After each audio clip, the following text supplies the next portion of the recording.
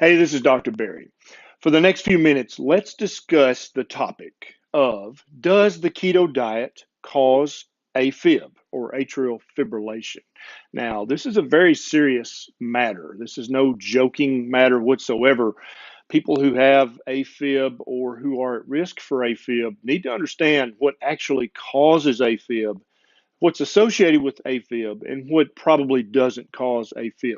And so that's what this video's about. And I promise you're going to want to watch this video to the very end, because at the end I'm going to tell you about an association that you might be surprised about. Okay, so let's get into this. So first of all, atrial fibrillation, or AFib, is a very serious supraventricular tachycardia. That means it's a very fast, irregular heartbeat that originates from the upper part of the heart, not the ventricles, but the atria. And about 200,000 people are diagnosed with AFib every year in the United States. And the reason we care about AFib is because this irregular heartbeat can lead to clot formation and can lead to strokes. It increases your risk of strokes many times over. And so it's a very serious condition to have. AFib gets much more common as you get older. And so if you're an 80-year-old, it's much more common to have AFib than if you're a 60-year-old or a 40-year-old. And so there are many things that can cause AFib and many things that are associated with AFib that we don't know if it causes AFib or not, but it's at least associated. And then other things we'll talk about towards the end. So this is one of the reasons that I recommend that everybody over the age of 40 have an EKG or an ECG every year when you go for your annual checkup, because sometimes you can have symptoms with AFib. You can have palpitations or feel your heart beating irregularly. You can have shortness of breath. You can have dizziness or vertigo, but the majority of people have no symptoms whatsoever. AFib is just picked up on an EKG that's done. And so starting about at the age of 40, everybody needs an EKG just to make sure that you don't have silent AFib or some other arrhythmia that hasn't been diagnosed. So now let's talk about what we know for a fact actually causes atrial fibrillation. And this part's going to be a little boring, but I promise towards the end we're going to pick up and talk about some stuff. So the actual causes that we know of are if you've had a previous heart attack, or if you have known heart disease, coronary artery disease, or ischemia, those increase your risk of having AFib. If you have an infection or an inflammation of the outer lining of the heart muscle, or the inner lining of the heart, those can all lead to AFib. If you have congestive heart failure, that can increase your risk. If you've ever had a heart cath, that can increase your risk just from being instrumented. If you've ever had a device implanted in your heart or in your chest, that can increase the risk. Any surgery really on the chest or the heart definitely can increase your risk of having AFib. If you have an atrial septal defect, which is a birth defect that sometimes is not caught when you're younger, that can increase your risk. If you've ever had cardiomyopathy, that can increase your risk. If you have any kind of heart valve disease, that can increase your risk. If you have cardiomegaly or an enlarged heart, that increases your risk of AFib. Collagen vascular disease, there's a whole list of drugs, both illegal and prescription, that can lead to AFib. We might talk about that in another video. Any electrolyte abnormality, if you have a magnesium deficiency or a potassium deficiency, these can lead to AFib. If you have hypothermia, if you fell in the lake and stayed for 20 minutes before they fished you out, that can increase your risk of AFib. If you have COPD or emphysema, if you've ever had a severe pneumonia in your life, if you've ever had a pulmonary embolism or a blood clot in your heart, that can increase your risk.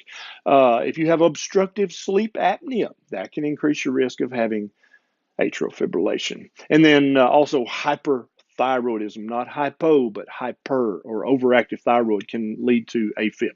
Now, here's some things that are just associated with atrial fibrillation. We know they're highly correlated, but we don't know if this causes AFib or not.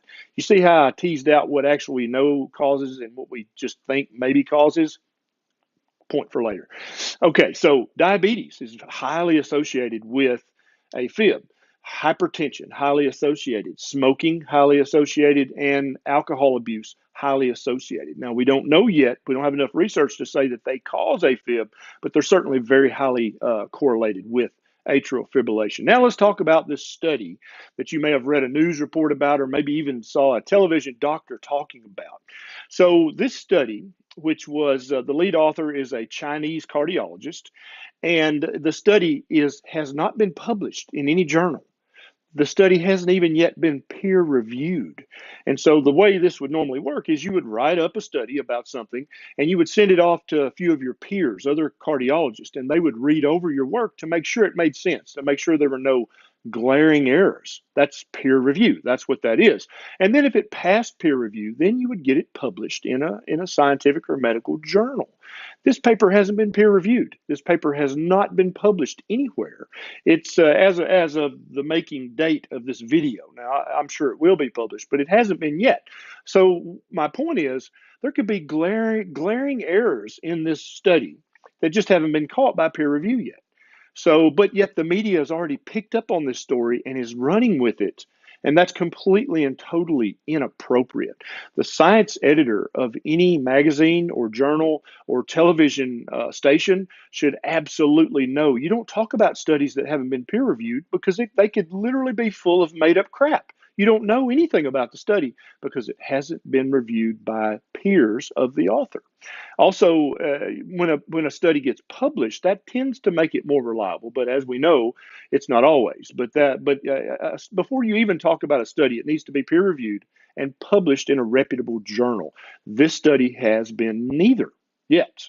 So this was based on data collected from 1985 to 2016. That's right. This is not, there's no data in this study from 2017, 2017, 18, or 19. This study, the data collection stopped in 2016.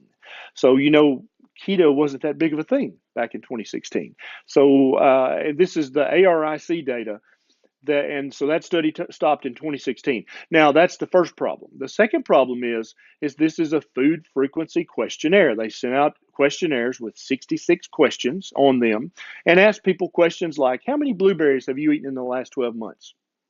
Could you answer that? And it's a multiple choice. You have to pick one of the choices. And there is no choice that says, hell, I don't remember. So, and then also, there's questions like, how many cups of ribs have you eaten in the last year? I don't measure ribs in cups, but those are the kind of questions that these people were asked. And so then, based on what they collected from these weird, inappropriate questions back in 2016 or before, they published this study and they broke the participants up into three groups. They call one group low carb and the other medium carb and then high carb. The low carb group was anybody who ate under 45% of their total calories a day. They call that low carb. Now, anybody who's eaten low carb or keto, that's not even close to low carb. If you're getting 45% of your carbs daily or calories daily from carbohydrates, you're eating more than 200 grams of carbohydrates every day. That's not even close to low carb, right? Most people on low carb are eating 50 grams or less, or even 20 grams or less a day. So nobody who's low carb or keto would consider these people low carb. We would all call them high carb people. They're eating way too many carbohydrates. So it doesn't surprise me at all that their risk of AFib is increased. So this is an observational study. It can only show association. And so basically the three groups, in my opinion, were high carb, higher carb, and oh my God, that's a lot of carbs. That was the three groups. And they showed that the high carb group had more AFib than the higher carb or the OMG carb. Not really a big deal, really. And then add to that the fact that the study's not been peer reviewed, it's not been published. So why is news media talking about this? I find this rather odd. And now we're going to get to the good part. I hope you waited for this. So why is media talking about a study that basically hasn't even been reviewed yet? Nobody's even looked at it to see the guy may have made up all his numbers. Who even knows? Nobody knows. But yet the news media is running with this because keto's so popular, and they know that if they say, fill in the blank, if you eat keto, you're going to get fill in the blank. Keto will kill you. If they publish any study, any headline like that, everybody's going to watch it because keto is very popular. Now, here's the part I'm very disappointed. about. There's a television doctor who you might know who also had a news story about this. Now he's a board certified cardiologist. He ought to know better than this. He ought to know that this study was not ready to be talked about, but he couldn't resist. And I think he couldn't resist for two reasons. Reason number one is keto's hot. If he talks about keto in a bad way, he's going to get a ton of views on his channel. Reason two is very odd. You see, the his television show is produced by a company, Harpo. You may have heard of Harpo. Does that ring a bell? That company's owned by Oprah, and Oprah owns 10% or less or more, about 10% of Weight Watchers stock. So Weight Watchers stock is plummeting. Oprah owns a lot of Weight Watchers stock. Oprah also owns Harpo Productions. Harpo Productions co-produces this doctor who we won't name on television. Oprah actually discovered this doctor whom we won't name. So do you see how if you just follow the money trail there, you may see why this doctor who should know better somehow chose to talk about this study, even though it's not even close to being ready to be talked about by a reputable doctor.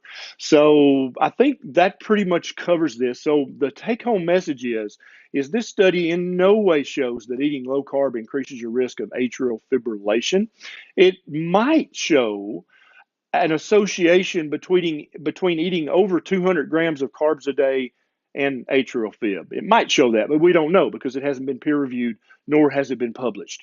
And it's an observational study, so you cannot prove causation from this study at all. So there's a long list of things wrong with this study. So I think this study is meaningless, and I think that the science editors who allowed this story to be talked about on their news channel should be ashamed. And I think the doctor on television who's an MD should be doubly ashamed. That's all I have to say about that. Now, if you enjoyed this video, please click the subscribe button because I'll be back soon with another one and you don't want to miss it. If you really don't want to miss it, click that little bell right beside the subscribe button. Now, as you can tell from the contents of this video, I will never be sponsored by Big Pharma or Big Food or Oprah. And so if you'd like to help me have more time to make more videos just like this, you can click on my Patreon link. It's right down below. It's a quick sign up and you can throw a buck or two my way to help me have more time to make more videos just like this. This is Dr. Berry. I'll see you next time.